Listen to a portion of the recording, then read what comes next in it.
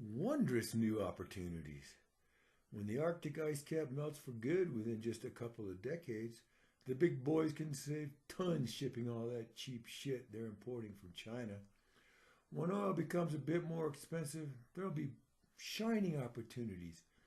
We can coerce the illegalities to swarm our filthy landfills for discarded plastics. The dried up dead rivers will not feed us, clean us, or quench our thirst, but we can find cheap ways to desalinate the now lifeless waters of the sea. Now that the factory meat producers have spread drug-resistant pathogens, Big Pharma can make more billions while still ignoring the third world's suffering. Miring ourselves in a war of liberation not only gave terrorists an oil-rich base, but opened up Somalia, Palestine, Yemen, Pakistan, and Afghanistan to our humorless little friends. Having each year be within the top 10 warmest ever measured provides an ever-increasing market for the makers of air conditioners. With the smoke and dust from Asia circulating on the winds worldwide, personal respirators and oxygen bars will become real moneymakers. Before they rot by the millions in junkyards far too expensive to be driven, kits to convert giant American SUVs into homes for the working poor could be big sellers. Thanks to the ever-increasing size of the deserts of the world, ATVs and dirt bikes will always have more places to stir up choking local dust. By paying them to recycle your discards and further encouraging litter, we can keep the poor and fast food money cleaning up our streets and parks. As our lands dry out and heat up and can no longer support crops, we can declare them to be game reserves and begin bringing in rich tourists. When the oceans rise, lapping up and over all of our great coastal cities, they can be declared to be international marine sanctuaries. The coming of unsustainably large population provides rich opportunities for cooperation between politicians and clergy in marketing resource wars to the faithful. And as the deserts increase in size, driving out millions of marginal inhabitants, these vast new empty areas can be used to produce wind and solar energy. Booming populations and urban sprawl giving rise to food shortages may force agribusiness to stop fattening cattle on indigestible human grains. Burning up our remaining oil as fast as possible may have a green effect, for if the cars and trucks and buses no longer run, they can no longer spew CO2.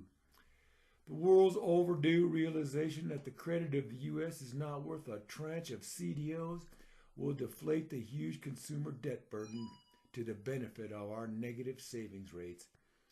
If everyone migrates to the clean north to escape the heat and grow their crops, maybe the mid-latitudes can adapt in peace, free at last of our poisonous footprint.